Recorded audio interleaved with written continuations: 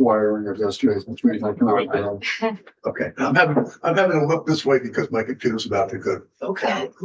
So, we're switching gears now to an activating to expand in the National Guard Tuition Benefits Program. S-130, a bill, I think, introduced by two members of this committee. And so we're going to get a brief introduction. Then we get some comments from you. And maybe what we'll do, if it's okay, is actually have our legislative counsel come up first before you to walk through it and then have you talk about the importance. Perfect. So, Do you want that to start? So everybody. well, I don't know. What do you think? What's the best order here? I think I'm open. what I Whatever you want want to to do. do is you and Okay, great. You should start. I kind of Okay. elevate the importance and Okay. Stay there for a second. Yeah. Thank you. I'm gonna grab my pen. So, yeah. go ahead. Yeah, well, I want to thank General Harder for making this work on such short notice. You know, I saw it was coming up, but it's really good for, I think, the committee and others to hear directly from the Guard about this benefit. For the record, Senator Keisha Hinsdale and Senator Weeks and I sponsored this legislation. I have probably been sponsoring Guard tuition benefit legislation for over a decade. And any opportunity we have to expand it, I think is valuable and worth considering. And I think, you know, the only thing I would add on a more personal or sort of academic level is, so, you know, I have veterans in my family. My grandfather has a Purple Heart from World War II, but that just made me interested in the experience of student veterans when I was student body president at the University of Vermont. And it became really clear that it would be critical and worthwhile to ensure that student veterans were included in groups that might be protected or given special supports, much like in the DEI programs, because they are more vulnerable to, you know, just medical issues or financial issues that would inhibit their success and progress, and that is due to their veteran status. So we just worked really hard to uplift and support veterans, and I think that's a really wonderful environment for veterans to have access to after their service and during their service, is to be able to, you know, benefit from programs, but also have the benefits of access to campuses that have supports and resources and really celebrate and support veterans. So I was just glad that we were asked to do this House companion bill, and that if we can move it here faster than they can move it there, we appreciate that. so thank you. So I was honored to be asked to be a co-sponsor for the legislation as well as a veteran. I did want to recognize that two of the other members of the committee are also military veterans, Senator Williams and Senator Heffernan. I see S-130 as a workforce development tool. I see it as a recruiting and retention tool for the National Guard. And I wanted to remind everybody that the folks we're talking about are your neighbors. They're citizen soldiers, meaning that during a portion of their month, they're at work, they're in a suit, or they're in blue jeans, but they're also training, you know, getting their military training and such. And again, for complete transparency, I used the GI Bill. I did a 31-year career, and one of my masters I picked up with the GI Bill, and this effort is very similar to the GI Bill, which is for active duty folks. Anyway, completely supportive of this. And I wanted to, for retention purposes, I wanted to just highlight the fact that what we're trying to do is retain very highly skilled Vermonters in Vermont and in the Guard. And some of these training efforts are upwards to $100,000 for training, up to millions of dollars for training them. And we want to retain investment in that for the Guard. We want to retain that investment in the Guard, because it's obviously you have to repeat that cycle if someone were to depart the Guard, and we want to keep these highly talented folks in the community. So thank you, John. Yeah. So, General, maybe what does make sense, if you don't mind, is let our legislative council walk us through the bill, so then we are better equipped to understand what you're going to talk about. Perfect. Don't take a couple of minutes. Okay. Get us set up and everything.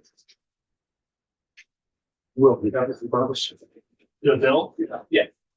Should be towards the top. Yeah. Thank you, Rob.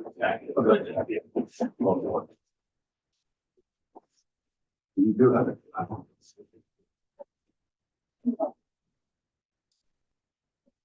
Good afternoon, Beth St. James, Office of Legislative Counsel. Would you like me to share my screen?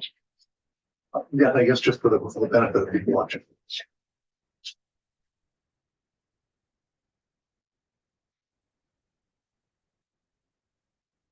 Okay, so we are going to walk through S-130 as introduced. And before we do that, I just want to orient you all a little bit. So S-130 is an amendment to Section 2857 in Title 16, which is the National Guard Tuition Benefit Program statute. This is it. And you'll see that there's a whole bunch of language that we're going to skim through here that's not being changed at all. And so what is being changed, and we'll walk through the substance of that, is an attempt to incorporate Act 140 from 2022, which made some temporary changes to the National Guard Tuition Benefit Program in Section 2.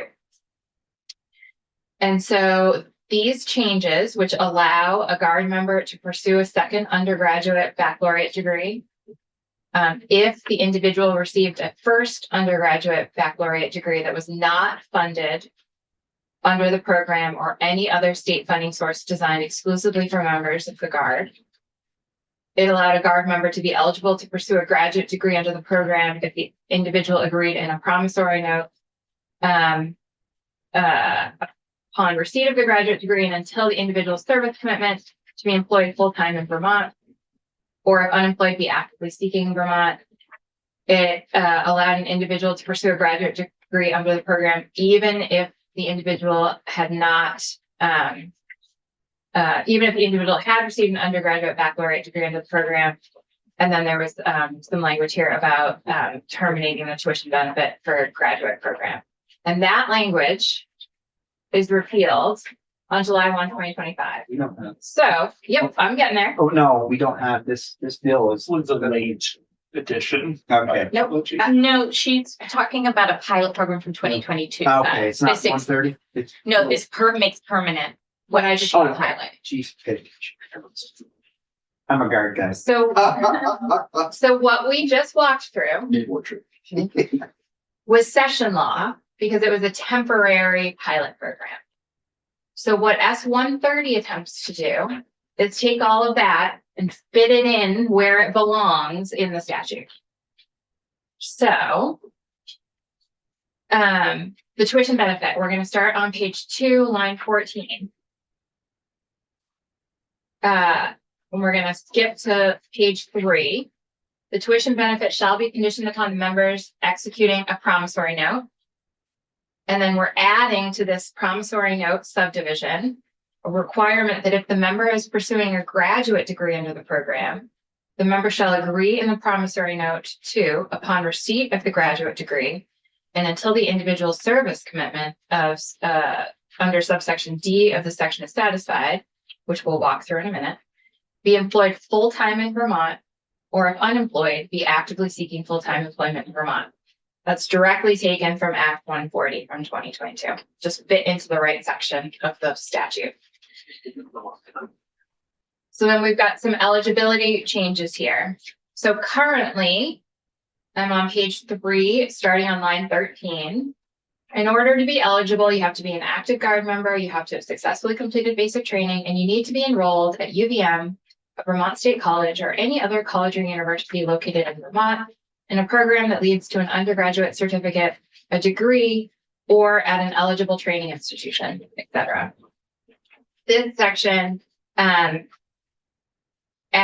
that graduate degrees are also eligible. So if you're enrolled to pursue a graduate degree, that's also eligible. I think there's been some discussion behind the scenes about this word that was inserted here and whether or not it needs to be there. So I would encourage you to take testimony on that. But that is an easy fix, should you choose to change that. Do you think it's like a policy decision? I do. Okay. Which word are we talking? Baccalaureate, Baccalaureate, that's what. as opposed to associate, like, correct. Okay, I just was like, what am I missing? Okay, so just, you could say a degree, or you could say Which both. is exactly, which is a degree is current law. Okay, And I, for whatever reason, perhaps it is as I am in my 40s now, I cannot trace back where this change came from. okay. In all of the drafts that I've looked at, but policy choice, and this is the right place to make that change, should you choose to do so. And you believe the guard, well, you could, I guess, sorry, General Hardy. When you. Well, no, just if I didn't want to speak out of turn, but we fully support the associate's degree. So there has been I've had emails back and forth with the ESAC. They actually, Tom Little noticed this language. We did not want that to be inadvertently excluded because we feel like obviously sometimes people have time to do a 2-year associate's degree before they go on to the back. Absolutely. So we would love that to be part of it. So then, moving on to page 4, we're still in the eligibility subsection. So current law is, in order to be eligible, a member needed to have not previously earned an undergraduate bachelor's degree.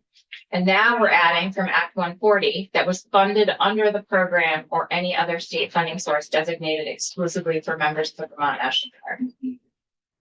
So you could have earned an undergraduate bachelor's degree through some other funding source, including your own 2 cents, right?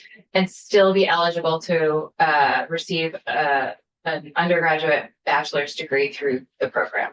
Okay, so the program could fund an undergraduate and graduate degree, but you can't get 2 undergraduate degrees funded by the program? Let's see. So, yes. Okay.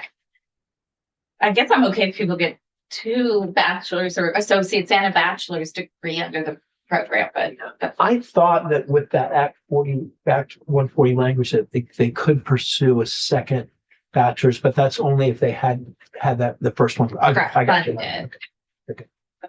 But again, Funding, this is but all yeah, policy. right, for you okay, all. I just Yep. wanted to know, but right now, in the language, you could get undergraduate and graduate funded, or associates, bachelor's, and graduate funded.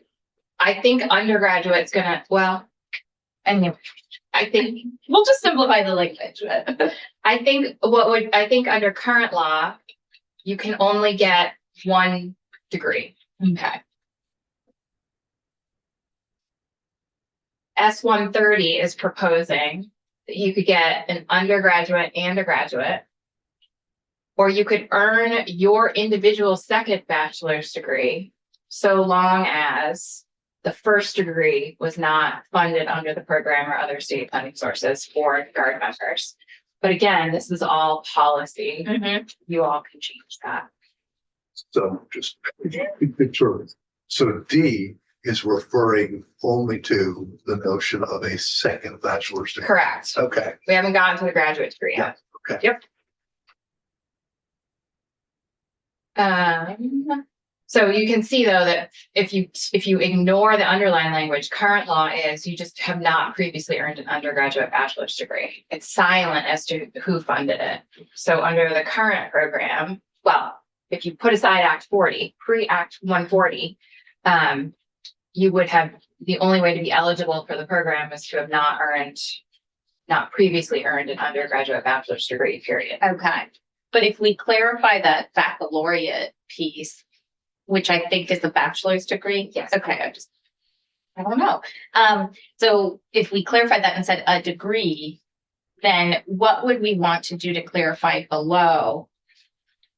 Maybe a few different things, but first and foremost, that you could get your associates and your bachelor's. We can put in language to that. Okay, so You just need to tell me in plain language what you want to do, and I will wave a magic wand. okay. And bring something back at you.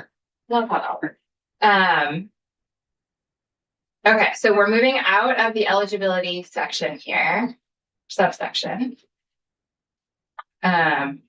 This section, I just am pointing out, already contemplates current law for more than one certificate or other credential. Okay. I think that's different than a degree. Yeah. Which is to your point. And so then here we get to the graduate program. So notwithstanding subdivision C1D of this section, an individual may pursue a graduate degree under the program, even if the individual has received an undergraduate baccalaureate degree under the program.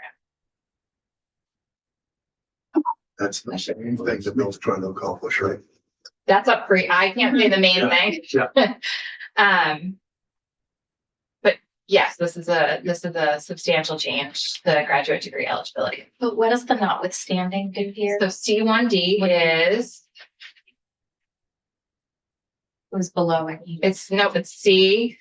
This is C, eligibility, 1, to be eligible for the program, and D. Yeah. You, not, funded under the program. So C1D says you can have another undergraduate bachelor's degree, but it can't have been funded under the program if you're gonna seek a second undergraduate bachelor's degree. Which undergraduate bachelor's degree is a little bit of an oxymoron. So what we're saying, by notwithstanding that, we're saying you can get 2 degrees funded by the program for a graduate degree, undergraduate and graduate. So just so that there's no confusion, for undergraduate, the program's only going to fund 1 undergraduate degree. Okay.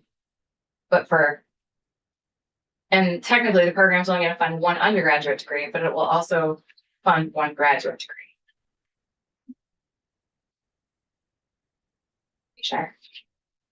For now, Get there. when we may wave our magic Okay. wand, have more to say. But And then there is language added. So we're in the termination of tuition benefit subsection. Again, this is language taken from Act 140. So the Office of the Vermont Adjutant Inspector General and Inspector General may terminate the tuition benefit under the program if the individual has earned a graduate degree under the program and fails to satisfy the work requirement contained in subdivision B2, which is the language you added to the promissory note subsection about being employed or seeking employment. And then I believe, can I ask an existing law question? Do you lose your benefit if you don't matriculate? do you mean graduate? Yeah, Um, if you don't earn the degree. Yeah. let me look at the promissory note language. I'm hoping not. I just want to be sure that, someone might start and then they can't finish for whatever reason. And I don't want them to end up in debt. So here's that. And we would agree. So if they've done their service commitment and for whatever life reason they haven't been able to finish Yeah. the master, we wouldn't, as long as they've done their service commitment, we wouldn't. Okay. So existing law protects them for going and maybe having something come up and going back. The only repayment language here is failing to complete guard service. Okay. Okay. But here, Sorry to interrupt, but I think it would be important for some of the non-military colleagues to understand the service commitment piece that you just. Sure. So it's 2 for 1. So for example, if we just take a bachelor's degree and some. we actually haven't Oh, had you identify That's yourself for perfect. the record. Hi, Brigadier General Hank Harder. I'm the Deputy Adjutant General of Vermont. That's Yeah. thing. That the service commitment piece is basically 2 for 1. So that if a airman or soldier join the Guard, and let's say they do 8 years in the Guard, that would cover them for 4-year degree at no cost to them, or tuition and yeah, obviously some room and board costs are outside the law, but certainly tuition that would be fully covered under this Vermont National Guard tuition benefit program. So, yeah. Then I think that we have walked through all of the substantive changes. The act would take effect on July 1, 2025, which corresponds to when Act 140 sunsets. So there would be no change and it would just continue seamlessly. You would want to change the reporting unless there's no military affairs moved to. Oh, whether or not to update this? Yeah. Yes. And I think this is a really interesting thing to pause on for people who don't know the history. I started serving on the General Housing and Military Affairs Committee in the House. That's where I began my service 15 years ago. And so military affairs was a very big part of our conversation. We had the garden regularly. We had these conversations. And when I got to the Senate, there was no committee that had military affairs as its sole jurisdiction. So I started doing stuff that I would have done in military affairs over here because there weren't, I don't think, very many veterans. And there wasn't a clear military affairs space. And so you see that reflected here, honestly, in that we still haven't articulated here that there's a Senate committee that would necessarily receive a report on military affairs. Sometimes it's government operations, sometimes it's institutions. But that may be something that's a broader discussion if veterans would like to have that discussion, because I've always felt like military affairs gets orphaned over here. Yeah, that seems reasonable. And probably a conversation with the committee and committees to see where they think it lands and then Yeah. put it into language here just to Yeah. start that snowball going down the hill. Questions for Beth? Where, thank you, Mr. Chair. Where does you have to be looking for, work or be employed in Vermont? That is Keep trying in, to find it. on page 3. Starting on line 3 is the promissory note language. And the new language begins on on line 8. And it is only for graduate degrees. So as soon as they get their degree and they could move out of Vermont, then there's no withstanding that, right? Be employed full-time in Vermont, if employed, be active.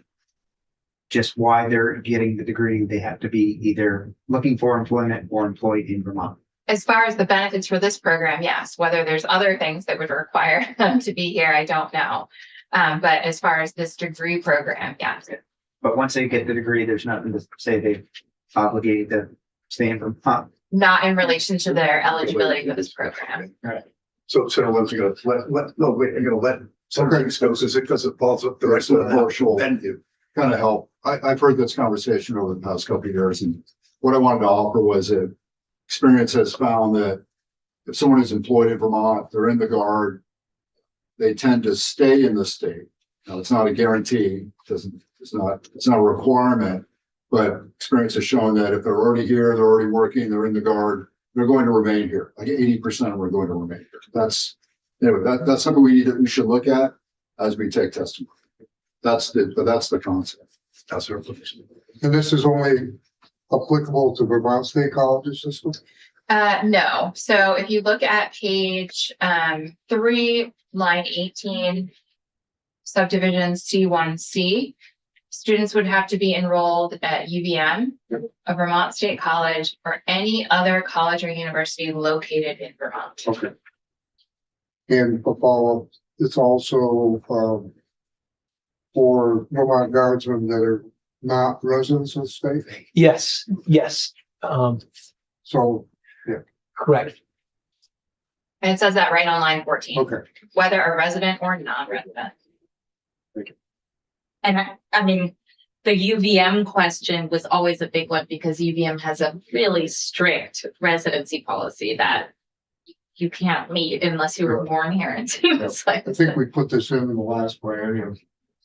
That part of it. I think that's good for today. We probably have to be back. of course. You've done what you said. Oh, yeah.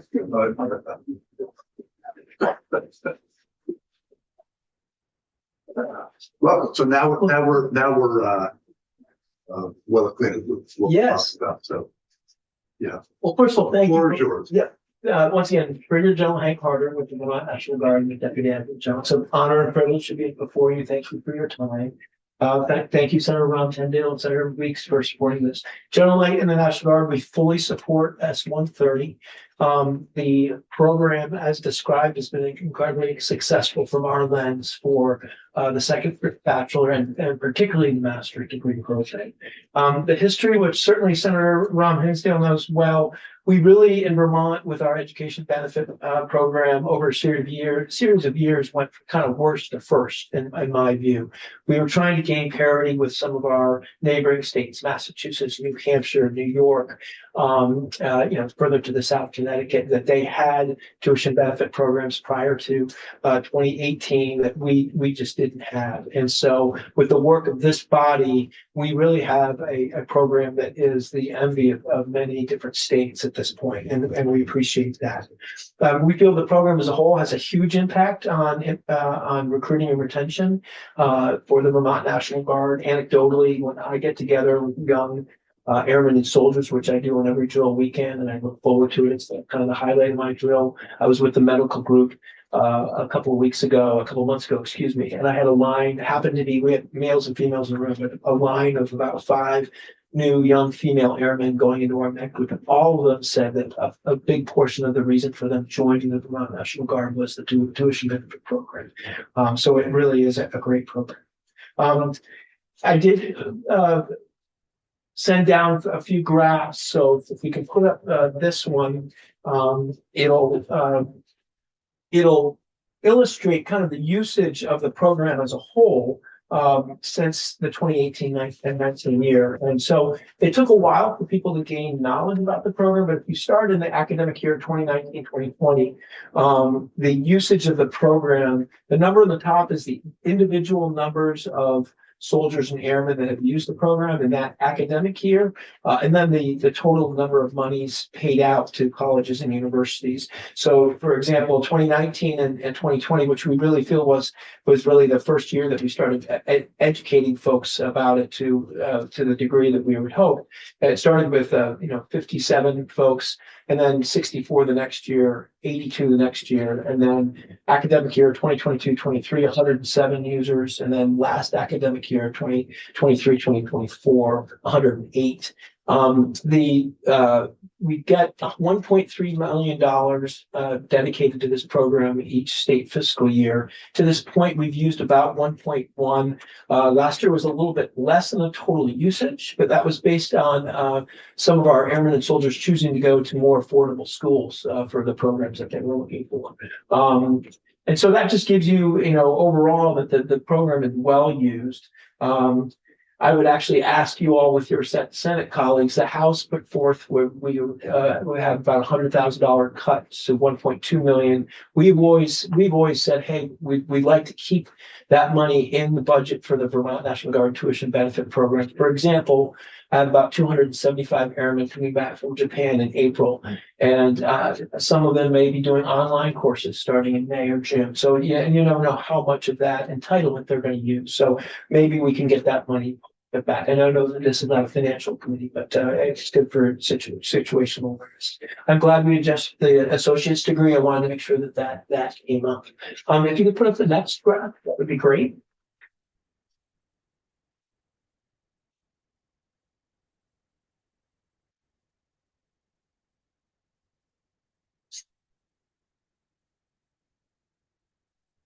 So when that comes up, basically it's going to show you by color coded, and it'll probably be hard for you to see the key, but the percentage of usage. So the associate's degree is at the bottom in the orange. That gray in the middle is the bachelor's degree, which we all expect is the most used degree program because of the age of our airmen typically coming in.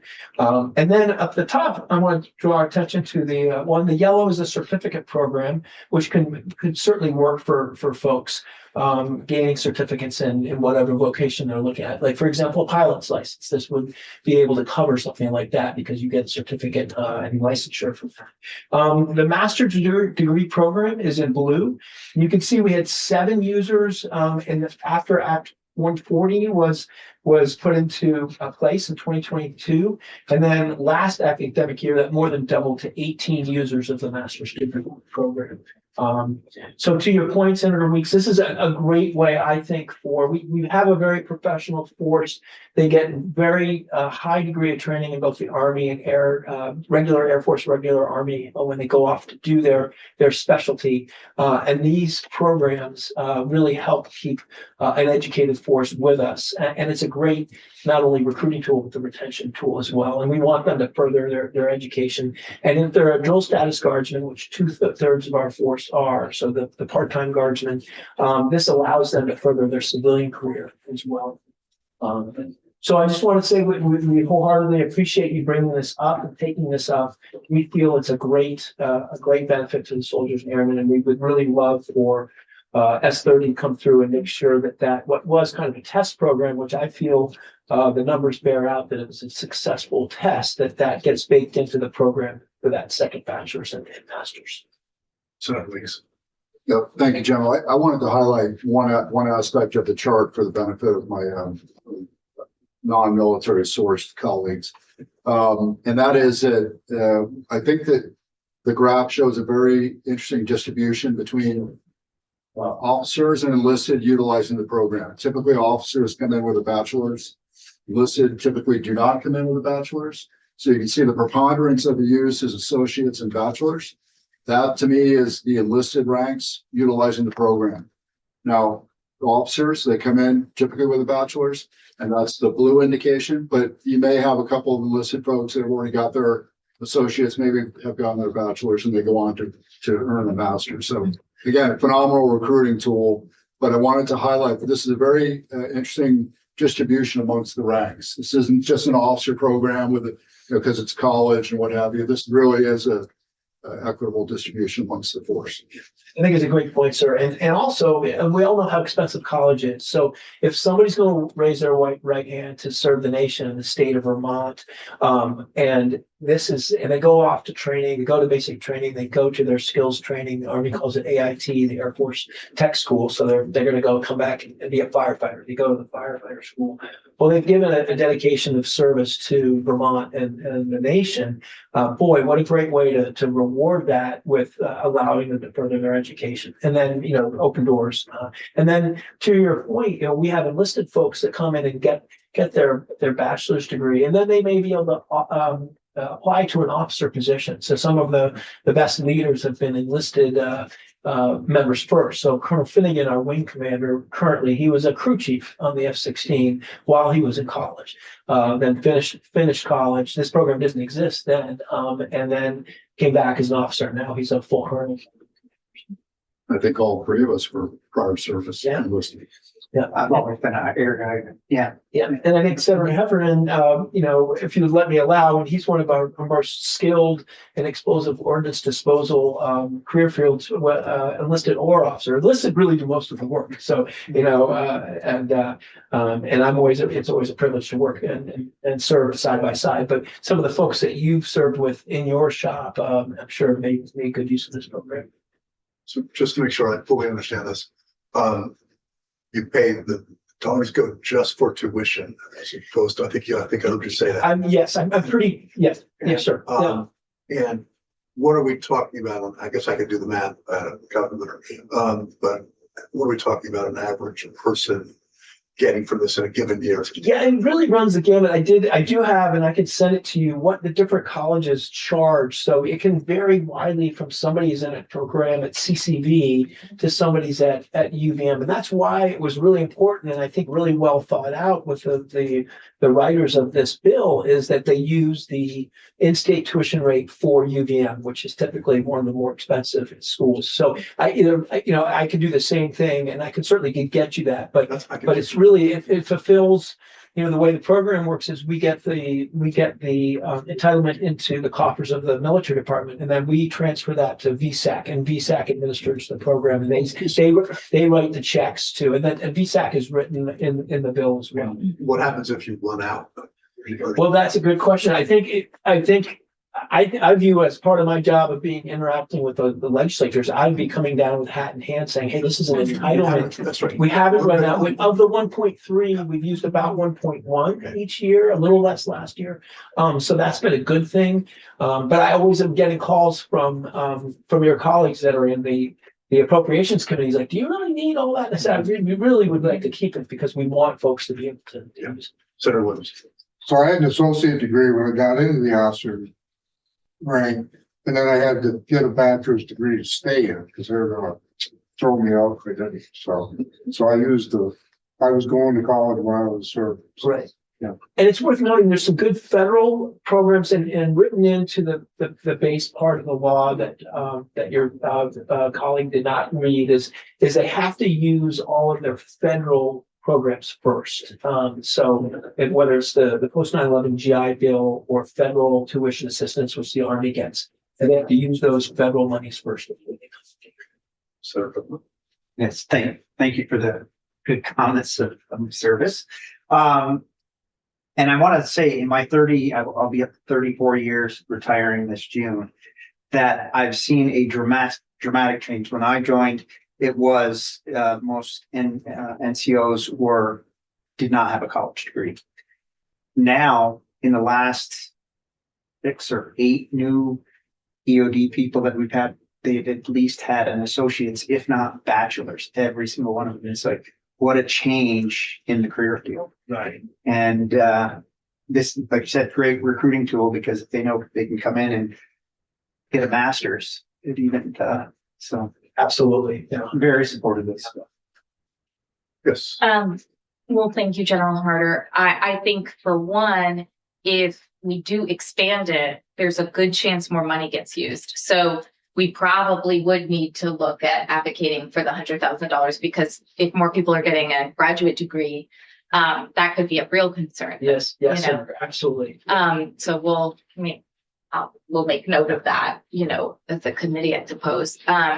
And then 2, as we've heard the discussion about how many degrees or which combination, do you have any thoughts? I mean, I'd like to make it as flexible as possible, but given that we don't want to turn anyone away who thinks they're eligible, should we limit it to 2 types of degrees or, an associate's in a training? Like, I don't. Yeah, no, I think the language, like you said, the more flexibility, obviously you've got to give some right and left limits, to have the program and have guidance, but I think as much flexibility as possible. I was thinking there, I guess there's not really a scenario where somebody comes in with an associate's and goes right to a master's. So so the fact that you're building in the ability to get one undergraduate degree and then get a graduate degree, I think is especially now that those often do get combined. Right. And actually that leads me to a question that might be for Beth, but a law degree, is that? See, that's interesting. I'm glad you brought that up. And we actually have quite an active member, and he's part of our Army Guard, I believe, and he's at UVM Medical School. And Yeah. he wrote General Knight and myself, and I think some people in the legislature said, how come I can't use this for my MD degree? Yeah. And it's interesting, I think it's kind of, in my view, it's like kind of the crawl, walk, run. And it may have been an oversight. I don't know. But, we do have professional officers and lawyers that usually when somebody comes in as a lawyer, if they're active duty, the active duty will pay for that. Same with doctors, that if they go into the regulars first and then come into the Guard with either their JD for a lawyer or coming in as a doctor, they certainly can still serve in the Guard.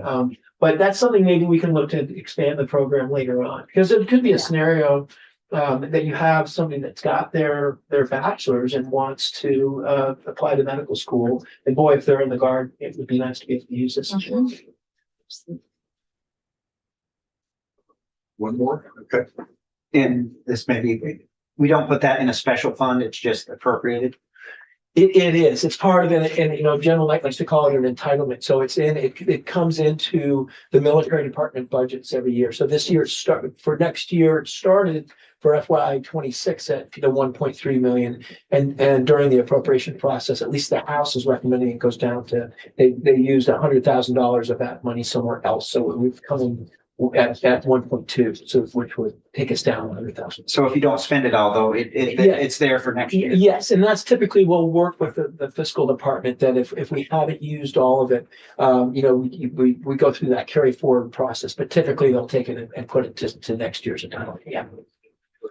Oh, so you basically lose it then. I'm saying you can't gain that money, like give you $1.2 million and then you'd have. No, we can't bank it. No, it's by law. It's a to a maximum. So one thing we're doing is collecting, this committee will soon do a letter to the appropriations committee for people we've heard of, and we'll look at all the requests for money that have come through this committee and we'll make some recommendations. So one thing we're asking people to do, just send us a quick, we know what you're talking about, so send us a couple paragraphs about your request for the extra restoring the 100 that was cut in the house. Will do. And Yeah. why? Just so it really it doesn't have to be, because we know now. Great. Just to have it on file when we go through all our letters. Sure, and send it to you through perfect. Great, we'll do. I think, the last thing I'll say, just maybe to cap off, I'm sorry, I'm speaking out of turn, but similar to what I mentioned about international students or other kind of populations that come to our culture campuses, it's a huge benefit to other students to be with veterans, to have people with that lived experience to learn from and connect with. And so, it's really enriched all of our institutions since we've had this program. I mean, I was at UVM as the Iraq War was winding down, and being somebody who has my own feelings about war, but interacting with veterans was very life-changing and, really important. And I think as we have fewer people in service, we lose often the opportunity to interact with veterans and with service members because there's such a stratification right now in society. No, and less than 1% have raised the right hand to serve. And, obviously since World War II it was very high, post World War II.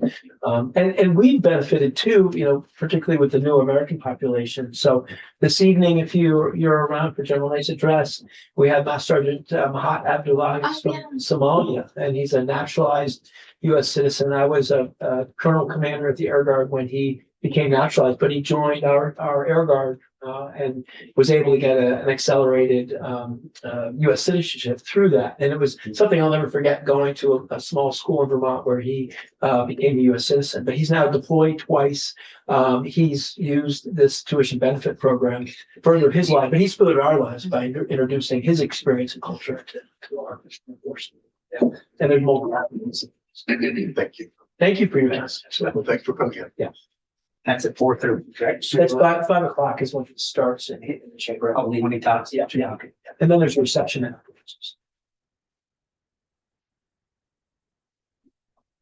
We have, shifting back.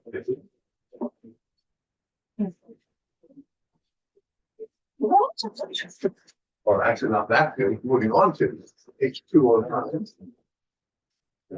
on Representative Bolton with us, the sponsor. Yeah. Do we have copies? Will? Yeah. Thank you.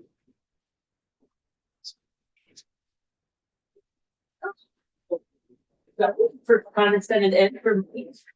I'm Leslie Goldman. I represent Wyndham 3 in the House, which is Rockingham, Westminster, and Brookline, and Goddard and I share territory. So it's good. What is your wish? Just to introduce the bill. Okay, so this bill came into existence because I was contacted by one of the school nurses in Rockingham. And what she noted was that there was a change in the ability to administer epinephrine in an emergency situation. The way the statute was written is that it could only be administered by auto injector, but now there's a new format by nasal injection, and the statute is now, she asked that we revise the statute to update it to include the nasal application as well. So this might be the simplest bill you look at for the entire 2 years. It's pretty straightforward. Last time we got a simple bill put in, it took us a little longer than we thought. Well, I hope that's not true with this We're one. gonna go with your, yes. So this bill was assigned by the speaker to House Ed. It did go through House Ed. I serve on healthcare, so it didn't come to me, or our committee, but it came out of House Ed 1100 and passed unanimously on the floor of the House. What is that? That does sound pretty straightforward. But I see there's a lot of underlined, so we'll get to that in a minute. I think Katie will, Yeah. yeah. Any questions for Representative Wolf? Yeah. I'm just curious if after House Ed, it went to House, was it Human Services, whoever? No, I think it just stayed in House Ed and then to the floor of the House. Thank you. Thank you. Those are just, Well, can I just quick one? So just to confirm, it's not necessarily mandating that every school now has to have the intranasal. Intranasal. No, I think it's just giving the opportunity If to have they have it, access. then they can use it. And allowing the personnel, and Katie will go into that, who is allowed to use it. Yep. That's correct. Yeah, thank you. so one more question. So, So the auto injectors, I have one. Oh, yeah. Because I'm allergic to bee sting. Mhm. If anybody that's at school that gets to the point where they can't administer themselves, does this allow them to do that? Somebody else to do it It does allow other staff in the school. for the auto injector? Yeah, Okay. but that was already in statute, right? That others could do it. Yeah. already. Oh, okay. So what's being added is just a different route. So, medicines go different route. You can swallow it, you can go up your nose in Right. other ways, but this allows the intranasal route to be applied in schools where up till now it wasn't because statute only focused on auto injectors. You may want to get one of the nasal. I know the auto inject works. Yeah, I'm gonna keep. it's good to stay with what you know. Yeah. well, thanks. And you're welcome to, obviously, to sit and listen. I'm gonna go back to my committee. We're doing something fun. Okay. So anyway, thank you for taking up this bill. I hope it doesn't cause any consternation.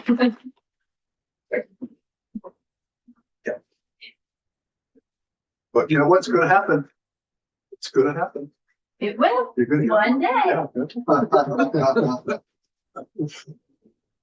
Hello. Well, Katie McGlynn, Office of Legislative. Well, good afternoon. I don't spend a lot of time in this committee, but I have 2 Senate Health and Welfare alums, so that's kind of fun to see you again. Why don't I share this document?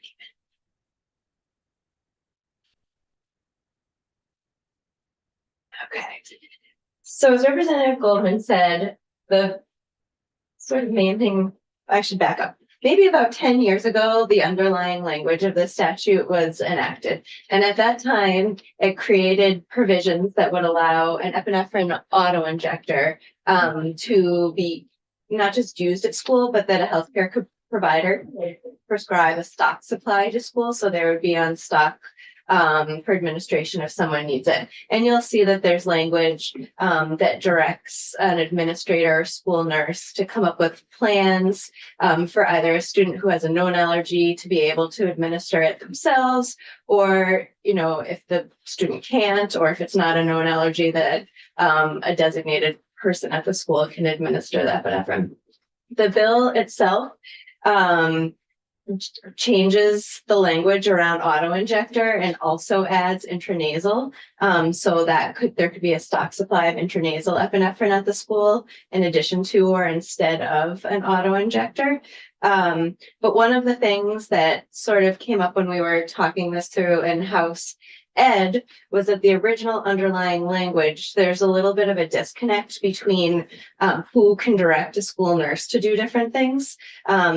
And the underlying language has a school administrator directing a school nurse on how to proceed in different medical situations. The school nurses did not feel that was appropriate, that they could be taking medical instructions from the school administrator. So this also attempts to sort of clear up, I don't want to call it a chain of command, but who is making medical decisions and delegating medical responsibilities in the school from the school administrator to the school nurse, if that makes sense. So if we look at the language itself, one of the first things it does is it clarifies who is meant by a designated personnel. Here, a designated personnel is somebody who a school nurse might designate to administer or to care for stock supply of epinephrine. So current language is a school employee, agent, or volunteer, and this includes an LPN. My understanding from talking to the school nurses is that there's not a school nurse at every single school, and often an LPN fills that role. Even if a school nurse isn't physically at a school, they have supervision of the school and can direct an LPN to serve as a designated person. So that's why that was added there. So this person, this designated personnel, is somebody who's been authorized not by a school administrator, but by a school nurse to provide and administer the epinephrine autoinjectors and intranasal epinephrine. So there's a change of definition there. We're adding a definition for intranasal epinephrine to mean a nasal spray delivering a dose of epinephrine. School is the same, school administrator is the same. We're clarifying who is meant by a school nurse. So a school nurse means a nurse endorsed by AOE pursuant to AOE's rules. So there's rules in place on who a school nurse is, and we're just cross-referencing those rules.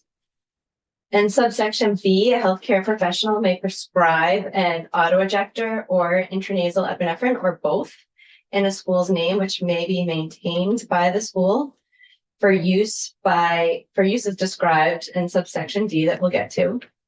The healthcare professional, in consultation with the school nurse, so the person prescribing is going to consult with the school nurse to issue a standing order for the use of epinephrine prescribed under this section, including protocols for the following. So there'd be a protocol for assessing whether an individual is experiencing a potentially life-threatening allergic reaction, a protocol for administering the autoinjector and intranasal epinephrine for a person who's experiencing a potential life-threatening allergic reaction, a protocol for caring for an individual after administering either the autoinjector or the intranasal epinephrine, including contacting emergency services and documenting the incident.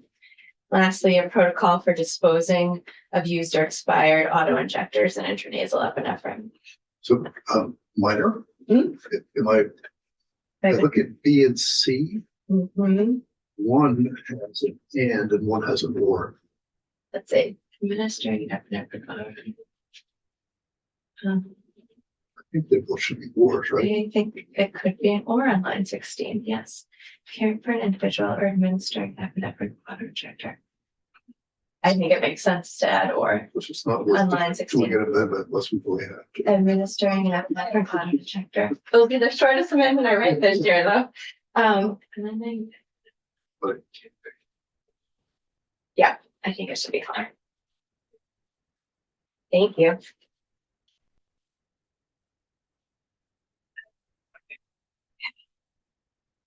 So those are the protocols. And subdivision B2, a pharmacist who's licensed under Vermont law or healthcare professional may dispense the prescribed autoinjector or intranasal epinephrine or both to a school. Curiosity, given experience in the committee last year, family take epinephrine in whether it's auto injector or nasal and provide it to the nurse to store in the school. Oh, Instead of the I'm school assuming, having- yes, I know some students would carry it on their person.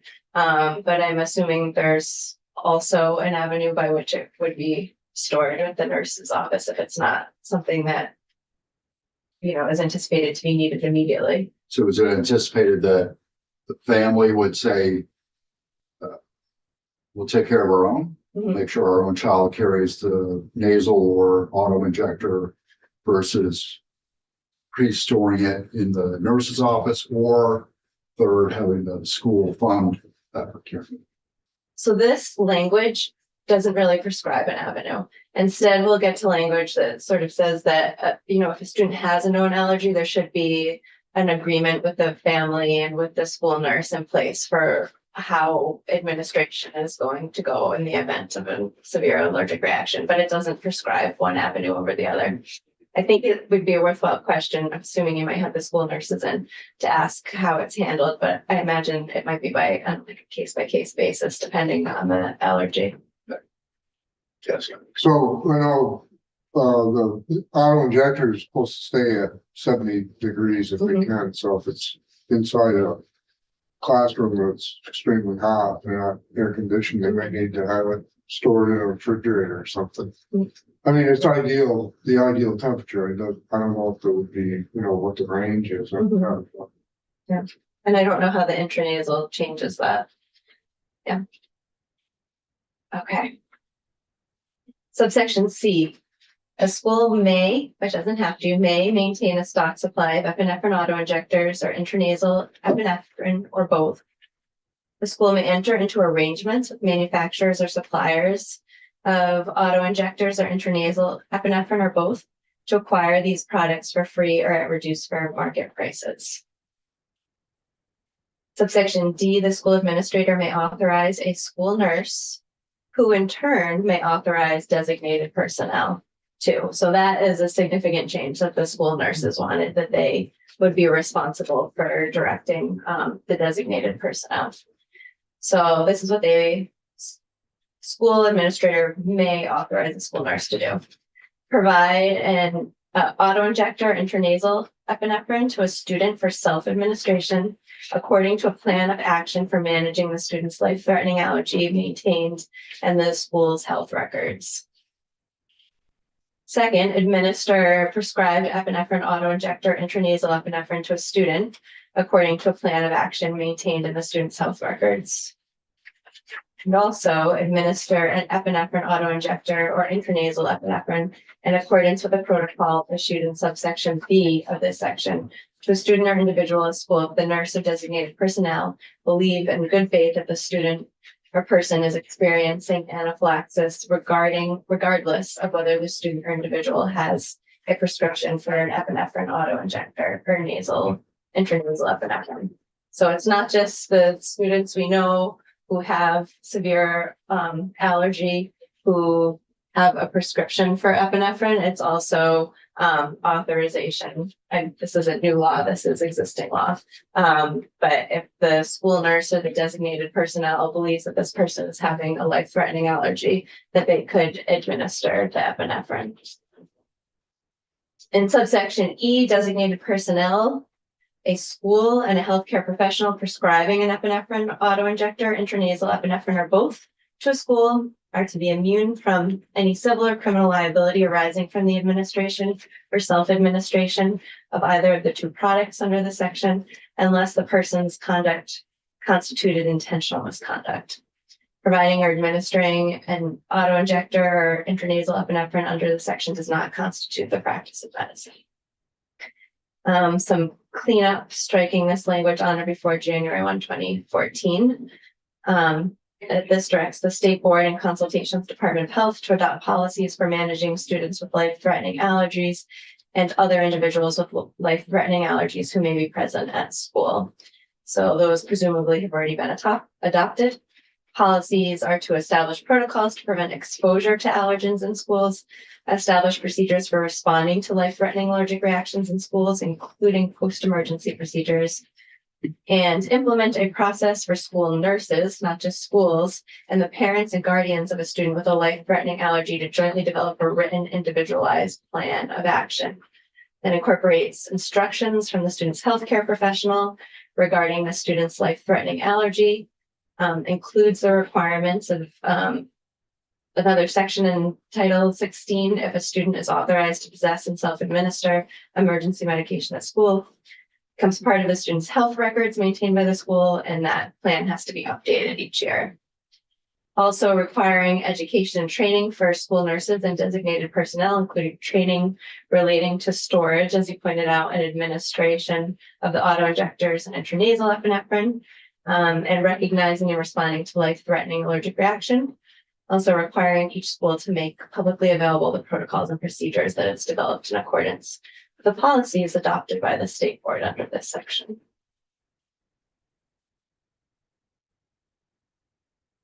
So we're doing two things, right? One is it's adding the nasal, Yes, and the other is that it's clarifying that nurses are giving the direction, not the school administrator, yes.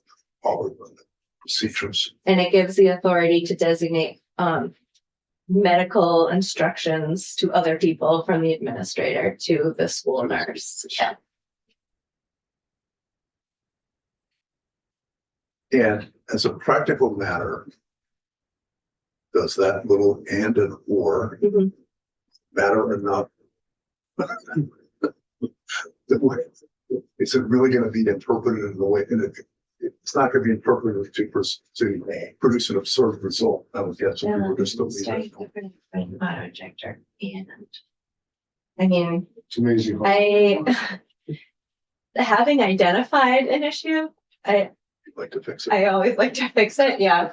I think it's always best if we sort of put our best effort forward.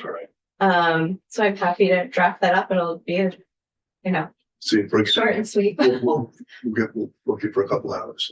A couple of hours to present it next time I come. Yeah. Okay. I'll plan on that. Any questions, anything else? So this came over to us, so we don't need to tag. Yeah, okay. Yeah, it's a standalone It's a bill. standalone. Yes, Do you sense that Senate Health and Welfare wants to see it? Or is it too benign?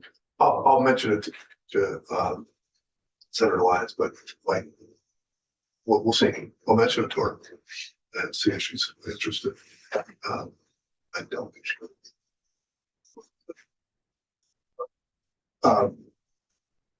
Anything else? With that, we are adjourned. So did you gotta come back?